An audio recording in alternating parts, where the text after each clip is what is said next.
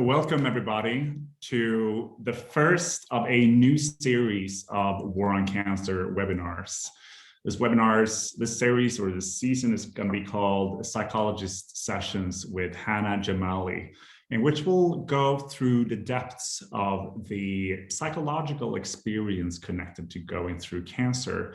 We're going to have a total of 9 episodes throughout the year, so 1 episode per month, and we'll deep down in different topics and different subjects to discuss. As always, we're looking for your feedback. If there are things that you think could be improved upon, or if you think we're missing out on different topics or questions, just feel free to send them to hello@waroncancer.com or download the War on Cancer app or connect with us in the War on Cancer app. My name is Fabian Bolin. I am the co-founder of War on Cancer, and I'm a cancer patient myself. About 5 years ago, I was diagnosed with acute lymphoblastic leukemia. Now, this session is going to be 45 minutes in total. And this first topic will be about losing yourself, losing your identity, and rebuilding yourself. And with us today, we're super honored to be joined by Hana and Jamali. So Hana is a licensed psychologist and an organizational consultant specializing in crisis management, as well as for individuals, as well as on an organizational level. And Hana has a total of 12 years of experience, of clinical practice experience, with an emphasis on working with cancer patients. Super happy to have you here. And again, just a few practical information. If you've joined via the Zoom app or the Zoom browser, you're just going to have a limited experience. If you have any questions or you want to take part in the polls, we suggest you reconnect and use the Zoom app.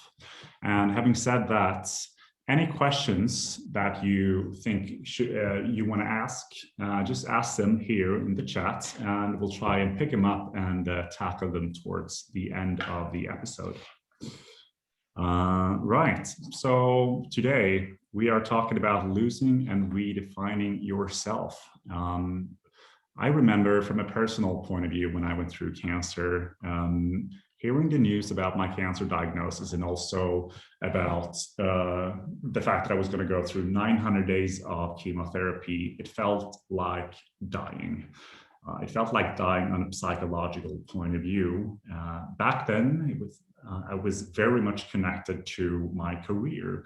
So in essence, I was identifying very much with my career and what I was doing. And to hear that I wasn't going to be able to do any work for the next 2.5 years, it felt like dying. And now this whole kind of drop or this trauma was quickly replaced by the fact that I started sharing my story in a blog. And this blog made me really, it began a process of re-identifying myself and rebuilding myself into a person that was helping others through their experiences with cancer. Now, I remember that I quite early on in my journey started to reflect on a lot of things in my life. I started to look back at my life previously to cancer or prior to cancer and identifying that I wasn't really a happy person back then. And with this new journey of mine where I was sharing my story and helping others with going through cancer, I felt like that I was happier than I was before.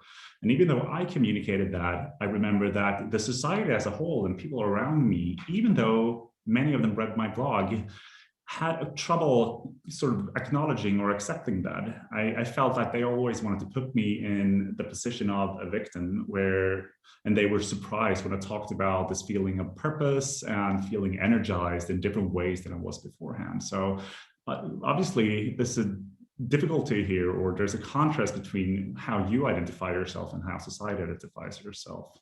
And lastly, now, several years down the line, I feel that there are, I've very much through this journey taken on more of a healthy approach to life and a healthy lifestyle. And I think of myself very much, and I think I identify myself very much as a healthy individual, where I take things such as nutrition, diet, exercise very seriously. And whilst I think that is a good thing, I also wonder whether it might have something to do with the fact that I've been through a near-death experience. So I'm going to leave it there for now, and we're going to jump into the actual questions about identity. But first, I want to invite you all to take part in a poll where we want to ask you about your experience. So this is the poll. In essence,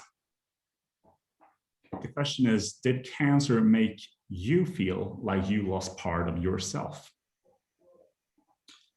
And the different options are no, yes, I don't understand, lost what, and I don't know. We had a solid 100% yes. Wow.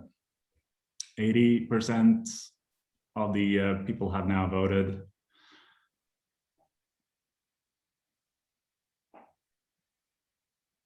Thanks everybody for participating and answering. I think the message is pretty clear. 100% of you feel like you've lost part of yourself as a consequence of going through cancer. Thank you, and here are the results. So, Hana, first of all, welcome. Glad to have you with us. Thanks for having me. Let's get started now with the first question here, which is, what is the definition of identity or self? The definition of identity would be how you see yourself, perceive yourself, or how you would define yourself. So identity obviously is a really big question, but one part of an identity could be your name, or how you enter a room and behave when you're around people, for instance. So that's one way of defining identity. Yeah. Is that the most common way, or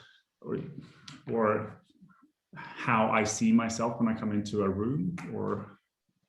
No, but it could be one part of it. Obviously, there's different parts as well, but we will also talk about how you perceive yourself and how others perceive you. And usually, there's not a clear-cut line between these two things, but that could be one thing, how you behave in a room, or what you find is important, how you what drives you have in life. But usually it's a thought about yourself, how you perceive yourself. When you say, well, I'm Hana and I'm this person, I'm a social person, or I'm an extrovert or introvert. So we usually have certain ways of describing ourselves, and that's what you could say is your identity. So would you say it's more common to identify with, because you mentioned personality traits there, such as I'm a social person, I'm an extrovert person, or would you say it's more common to identify with current sort of your life situation, like I am a mother, I am a entrepreneur, or I'm a singer? What would you say is the most common? That's a really good question. I would say, depending on what you've put most of your time in, you define yourself by that. So a lot of people who've put a lot of time in entrepreneurship, for instance, would say, hi, I'm this person, I'm an entrepreneur. While someone who's been at home with their kids for a long time would maybe say in the first hand, I'm a mother, and then define themselves by other traits. I would say it's more common when you're younger to define yourselves via traits you have, such as being social or being, whilst with age, you add on different things that you've achieved in life. Yeah. And is there something else than, is there something deeper than, I mean, a personality trait is still something that I guess you've learned. or I mean, depending on how you've been raised, and I mean, can you identify with your thoughts, for instance? Yeah, definitely. And usually your thoughts actually go with the things you do. So if you put a lot of time in being a parent or an entrepreneur, our thoughts usually hang on to that, so they follow what you're doing. So Yeah, if you are putting a lot of time doing one thing, your thoughts will follow that. But if you start doing different things, then you will also see a different kind of mindset. And you can see that especially now, for instance, during quarantine, for a lot of people, that a lot of people actually experience and say, it feels like I've lost the sense of self because I'm not doing the things, or I'm not having the interactions I'm used to. So I'm actually losing information that makes me feel that I'm not as much in touch with myself. So definitely, but those are they are linked to each other. So what we do and how we think, uh, they're quite closely connected. but would you say that you are, I mean, I think a lot of people have a problem with identifying, sort of thinking that their thoughts is actually themselves, right? Mm-hmm. Is the voice in your head, is that you thinking those, or is it actually your brain producing these Mm. thoughts that you have to constantly listen to? What would you say about that? That's a really interesting question or reflection, because uh, it almost becomes philosophical, because then we talk more about what comes first. Is it the behavior or is it the thought? Yeah, Um, and sometimes you would say that what we do know is that when you behave a certain way, your thoughts follow. yeah. And in the same way, if you think a certain way enough for you to change your behavior. So it's a really hard question. They're interlinked. So yeah. Got it. Got it. Let's move into the topic of cancer patients, and I think, I mean, you were touching upon the topic of who is part of identifying yourself. Is it you or the society? And the word patient, actually, I mean, that's something that is interesting. It brings a bit of a legacy with it, because patient actually means in Latin someone who suffers. Mm. So here you have a societal view of that going through cancer. I mean, whether they know it or not, it's sort of the society's kind of definition of a patient is someone who suffers. Mm. And I think this is something where that a lot of patients can relate to listening to this episode. Mm. But I'd love to hear your experience here, because you've worked with a lot of cancer patients, people in Yeah. treatment, after treatment. What is your general takeaway from your 12 years of experience? I would say that it's like a crisis. And like you said, when you started this webinar, you said that you defined yourself a lot as an entrepreneur, and then with this crisis and what you went through, it actually made you feel that you wanted to do more meaningful things, and you got you got energized in a sense. And I would say that that experience, you're not alone with that experience. A lot of people say that, but what they also say is that before you get to that position, there's a lot of confusion going on, because if you have defined yourself in a certain way and then you have this crisis, then there's a period where you quite don't know who you are or what you're going to do and how long this is going to last and who your real friends are. So it makes you really question a lot of important things in life. So, and that can be quite painful. Where, could you, I mean, general advice here. I mean, that's something that we're always looking for here. Mm. And perhaps if you can think of yourself as talking to, firstly, perhaps people that have been recently diagnosed, Mm-hmm. and then maybe break it down to, or bring another voice talking to people a bit further down the line, and perhaps separate the two if necessary. I'll leave that Mm-hmm. to you. Yeah. I would say in the beginning, it's a lot about shock, and like you also said, Fabian, in the beginning, it's just being in a state where you have to work with a lot of acceptance of your diagnosis and what that might mean for you in your life and the things you can or cannot do. And also in that state, I would say a lot of people are not seeing possibilities in the same way that you are doing now. And it's more about just dealing with different thoughts and working a lot with relationships and how they might change. So in the beginning, it's a lot about understanding and just being there, asking open questions about where you are right now, what's helpful. Yeah.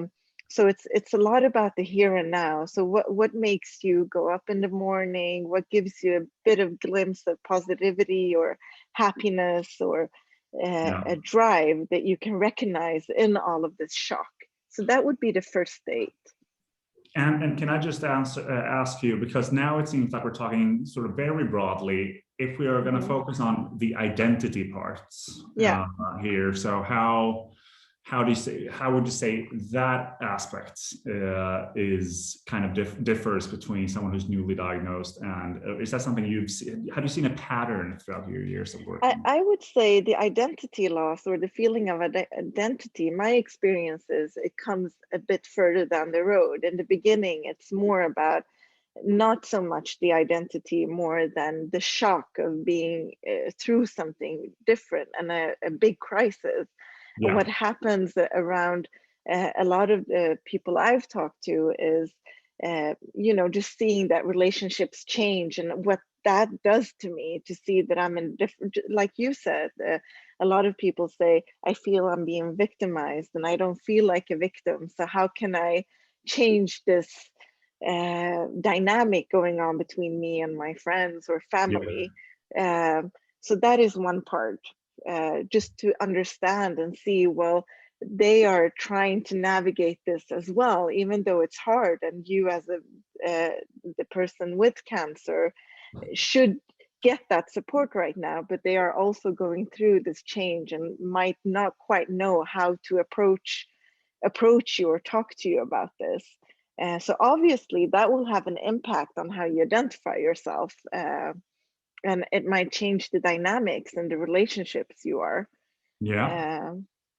And then, if you are, we're going to come back to that, to kind of go into tips, but how would you say, what happens when you're further down the line generally? Yeah, further down the line, I would say it's more about the things you brought up a bit earlier, that is about identity and the feeling of losing your identity. And depending on how the cancer has affected you, I mean, if you've been a very active person, maybe you've seen yourself as this active person that goes on a lot of marathons, and you can't do that, then what happens is that, real crisis that is about, so what am I supposed to put my time in now? Who am I if I'm not that marathon runner? Who am I? So that brings up a lot of questions about what you would like to do instead.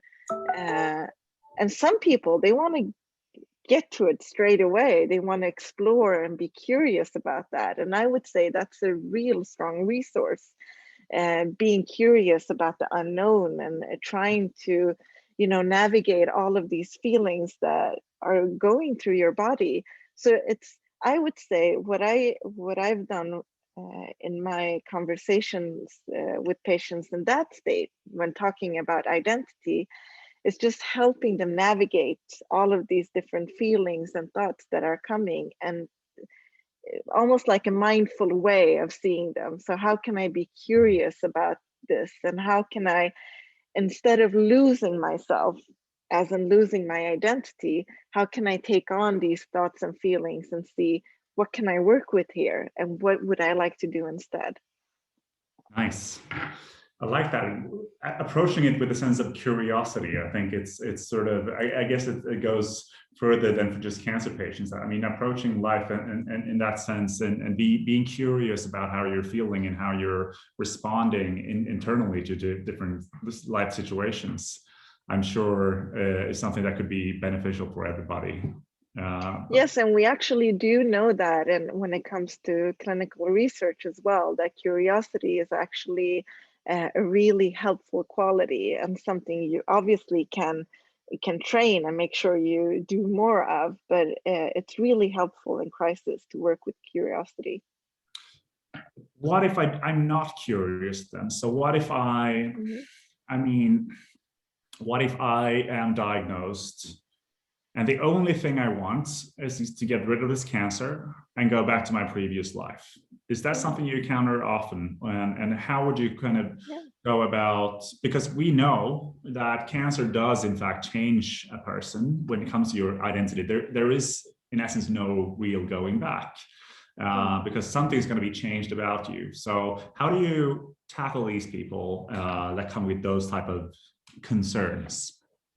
First of all, I would say you're definitely not alone, and having those thoughts and feelings are not just normal, they should be there, because it's also about when you've put a lot of time and energy building up who you are, obviously it's a big thing to navigate and do something else instead. So firstly, I would support them a lot in that pain of being there, and then I would talk to them and see, so what are things that you've always been curious about in life that you haven't done because you are the person you are, and that you've put the energy and the time and the things you have, and what would actually wake something else inside of you, even if you don't know the outcome, even if you don't know the results of that new thing. It might be worse,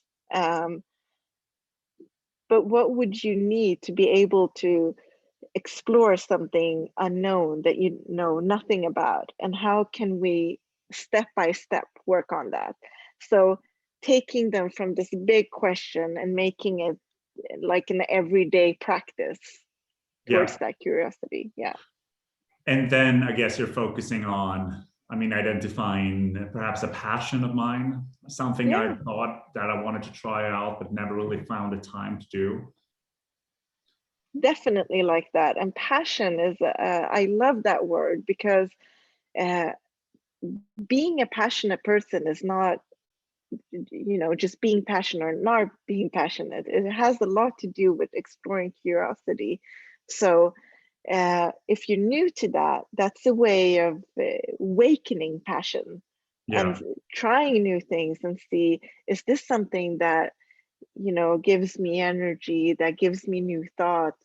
Is it Yeah. something that I would like to explore more? So definitely, yeah. And how does that relate to, because now we're back to doing things. And I have a Mhm. feeling from our early conversation that your identity is not necessarily about what you're doing. Is it about something else? Or how would you say that me finding a passion is connected to rebuilding my identity? Yeah, because when you've never experienced a big crisis in your life or crisis in your life, uh, you've usually not encountered even maybe questioning what your identity is or who you are. But when you are in a crisis, you have to. Yeah. Um, and when you have to, there is actually some kind of energy in that, even if you're lost and even if you're so. You said it's not only about doing, but it's actually by doing, you will also explore a lot of different things about yourself, like your thoughts or feelings. You might encounter that maybe you've done things in your life that's never been with hardship or something, uh, and now when you're in a position where you will have to work on your tolerance, maybe, uh, not give up immediately, and things that you've been able to do before. So it gives you other gifts as well, not just the power of doing something else, but also experiencing feelings you might never have experienced before. Hmm, interesting. So find a passion and then utilize that passion and also become super observant of whatever else is happening inside yourself. Like, what are you feeling? connected to this? How does your kind of perspective of reality change? Good advice. Where in all of this, we need to also, I think, tackle one of the big elephants in the room, which is the victimization from others. I mean, it's so entrenched in society. You know, dinner invitations dry up. Some people stop calling. Some people call too much. It just becomes a bit awkward, doesn't it? The whole experience, especially in relation to others. What are some advice that you can give to people feeling victimized? I would say my biggest advice is always to try to talk to the people around you, and I know it's really hard when you're in that position and you see that everything around you is changing. And a good way is to talk about what you need. So when you don't do that, people make up their own ways of meeting you. Yeah. So they might, you know, like you said, they might call too much, or they might not call at all, and that could be because they feel that maybe I'm in the way, or maybe I'm being too needy now. But if you help them, it will be easier with the dynamic in your relationships. So if you tell them, listen, I know you're really worried right now. I need you, when you're calling me, I need you to talk to me about other things than my cancer. Or when you talk to me, when you have that voice of that you're feeling sorry for me, it actually makes me not want to pick up. Yeah. So help me, let's help each other. What I need from you is, when you call me, can you try to be a bit more like you were before? And if they don't know how that was, you can help them with that. Before, when you call me, you always said, hey, Fabian, what's up? Should we do this and that? And if I'm not able to do that, or our hobbies together, ask me this instead. Yeah. But have that tone of voice that was so helpful and gave me that smile on my face every time I saw you calling. So help them. I remember writing in one of my blog posts, like, nobody ever asked me out for beer anymore, which I think surprised many people, because I don't think you're supposed to be drinking too much alcohol when you're going through cancer. But I did it more jokingly, and then after that, a lot of people started inviting me, saying, you know what, we didn't think you wanted, so you want to come for dinner and stuff. So I think that makes perfect sense. You know, be transparent and honest about these type of things. But I want to get back into tips and advice here, because I think that's the most important thing that we can give to the audience. So we had one, identify passions. I love that. This is a time for you to reflect on things that perhaps you haven't had time to reflect on. When identifying passions, how do you do that? Where do you begin? What if I'm someone that says, well, I don't have a passion? Most people don't. They don't, you know, we're not born having a passion. For most people, that's everyday life. And it's more about being curious about what gives you that kind of energy, or that curiosity. So look for that in whatever new you're doing. What gives me that? Is it fun? It could be, I woke up this morning and I made this smoothie for myself. You know, that was kind of nice. I put in different ingredients and I really liked how everything turned out. Maybe I would like to try advanced cooking sometime and see how that would help me come in contact with my passion. So it's not easy. I'm not saying that. I don't want to trivialize, because it's not easy coming in contact with your passion, but that's really the way it is for most people. But if you've lost your identity, or the thought of yourself, what you can do is try to replace it with curiosity, and maybe you will come in contact with passion. And if you do, I would say that's more than a lot of people do in life. So that's great advice. Curiosity, I love that word. It feels light yet engaging. But Okay, so we have passion, we have curiosity, we have talk to your friends about what you actually need. What else? Where, you know, if let's say I don't want to do anything at all. So I am tired, I am drained, I'm exhausted by all the chemotherapy. I despise everyone. I don't want to do anything else than watch telly. What, you know, how I don't even want to think about passion and curiosity. You know, where do you start with that person? I would say that I would ask them one question, which is, what little thing today that is 5 minutes would give you some kind of rest, if not passion, a rest from those thoughts? And can we start to do a little bit of that? Because I'm suspecting that what I'm talking about is actually clinical depression, or is it more common than I think? How many people, you know, if you could kind of categorize people in, I see we have a question here as well, but can you categorize people into, you know, what's the most common kind of description of someone you talk to? How would you describe that person? It depends a lot on where they are and what stage, I would say. But what you're talking about is when you have this feeling of complete loss and no drive, or at least very little drive, and what can I do for myself then? And I would say then it's not so much about redefining yourself, because that takes energy as well. It takes energy to be curious, obviously. I would say, what slots during the day can we use where you can get a bit of rest from this? So it's more about that.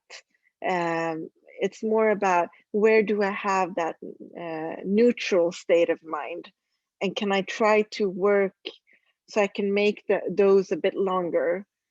And that usually is when you're engaging with something. You don't have to do something very active, but it's some kind of an engagement. So I would say, start engaging with something that gives you a mindset that is a bit more neutral than that heavy negative thought. Okay, that's great advice. See, we have about 10 minutes coming up, so feel free to shoot out questions. So this is now the Q&A session. But once we start looking into questions, before that, can we also discuss tools to rebuild your identity? For instance, you know, writing, journaling, meditation. You know, what are some basic things that people can apply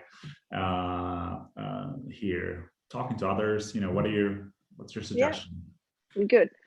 I would say one thing, usually when you're in a crisis, or when something is negatively really occupying your mind, what's common is and also say that you're, like you said, Fabian, if you're lying in bed a lot, or you don't have the energy to do a lot of things, a bad consequence of that is ruminating. What happens is your negative thoughts keep going in this circle in your head.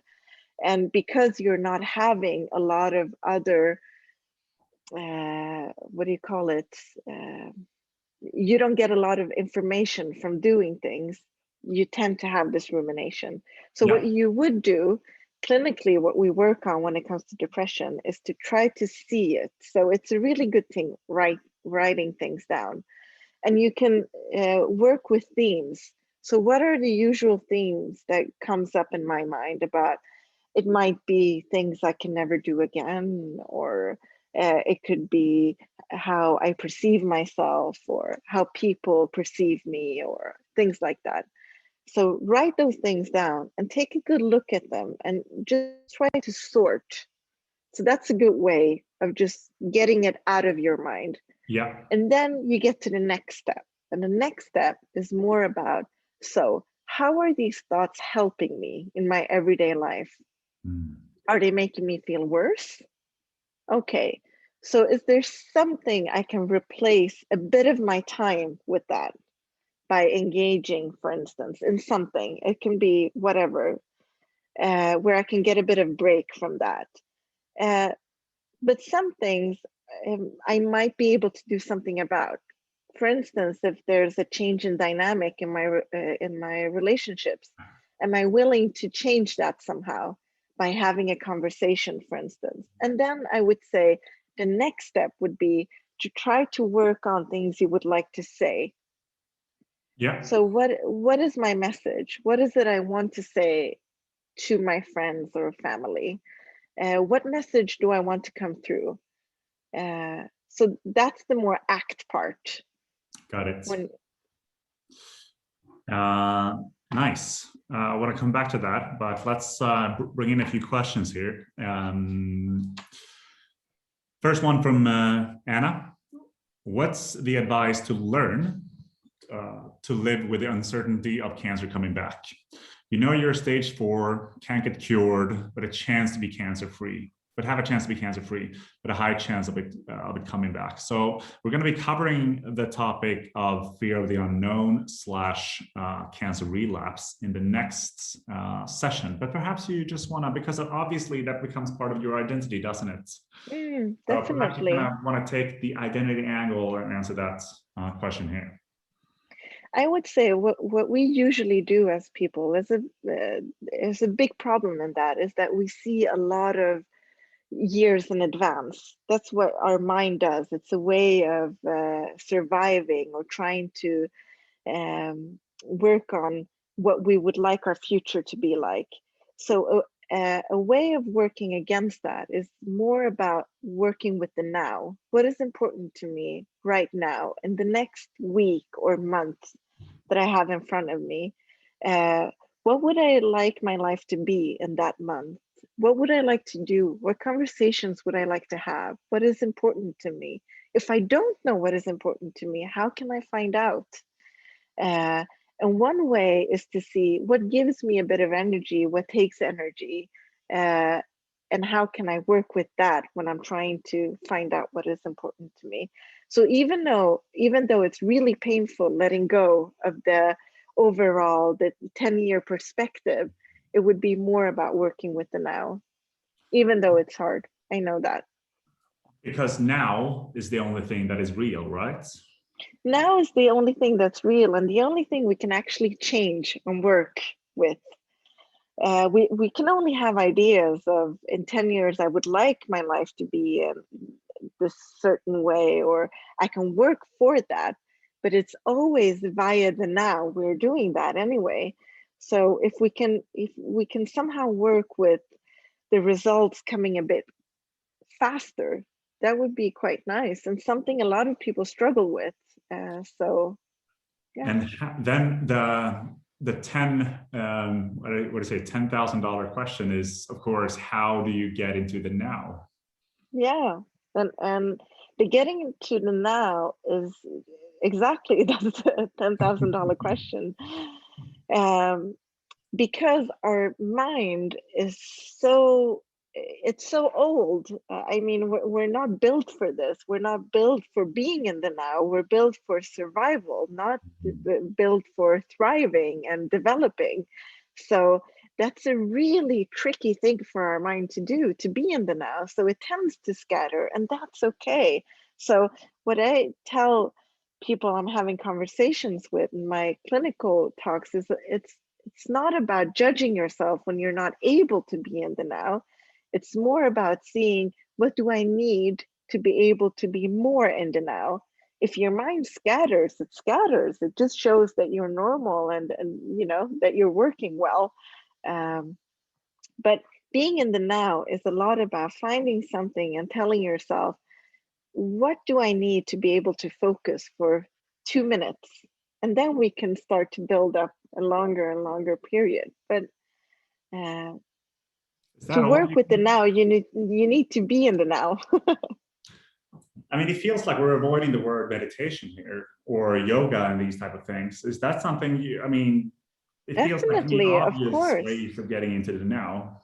Yeah, of course. And I think a lot of people take the tricky way around, because talking about mindfulness and yoga can be so abstract somehow, but being in the now can be this conversation. I mean, looking at you, being here. And that's the way I talk to my patients. It's a lot about when you lose touch with the now, just try to focus on what you're doing right now. And that could be talking to me. You know, what hair is she having today, or what's her outfit like, or things like that, just to help you focus on the now. What is she saying? Repeating what I just said, and things like that. So there are some tricks you can use to be in the now. Yeah. And I guess anyone that wants to learn more about this can also Google different advice. I mean, I guess there's a plethora of different paths to the now. Yeah. Right. We have another question here. What if you don't trust fully your medical team? Yeah, that's a tricky one. And quite common as well, because unfortunately there's a lot. I mean, the medical practice isn't 100%, of course, which means that even there things might turn out wrong. So I completely understand that fear of not trusting your medical team. And what you can ask yourself then, I would say, is what's the alternative? What can I do? If you have a good question to that, well, I can change my doctor or something like that. That is one thing. But if you can't, I would say, what do you need to be able to work on trust? And when you trust other people, why is that? So what have you done in your relationships where you trust people, and how can you use that as a bridge to trusting your medical team, for instance? What if you actually can't trust them? Yeah. What happens then? Do you try and change your medical team, or what if you know that they're like? I mean, what if you something that I often felt was whenever talking to my doctors and people around me regarding things such as, you know, diet, nutrition, exercise, it felt like they were lagging behind. I mean, I told them, like, look, whoever's not like, internet is full of articles, for instance, supporting more vegetarian diet, for instance, or, you know, there's so many different diets. And whenever asking those questions to healthcare professionals, I was always met with like a vague or an unwillingness to talk to me about these things, which made me feel I can't trust them. Like I'm not, they are not a reliable source because they're not speaking to me about these findings that are obviously out there. So how can you tackle that? Is there a way to tackle that? That's a really good question. And I think that is something with the society we have today, with the information so available, I think it's important to know that as a patient, a lot of patients know more about certain things than their medical doctors. And that's quite a new dynamic in comparison with 15, 20 years ago, where you didn't have that kind of information in the same way. And I would say that is obviously something that is quite hard, but what you could do as a patient is to say, you know, I have a bit of knowledge about these things and I've done a bit of research. Is there anyone in this hospital where I can have these conversations with? Is there you know, is there staff that I can have these talks with, or ask these questions to? That's basically what you could do, I would say. Which this whole point, of course, concludes one of the reasons why we built the War on Cancer app. I mean, we understand and acknowledge that perhaps medical professionals aren't always equipped to answer all the questions. However, there are a lot of people that have gone through cancer themselves, and by connecting with them, you might find out a lot of these questions about life with cancer.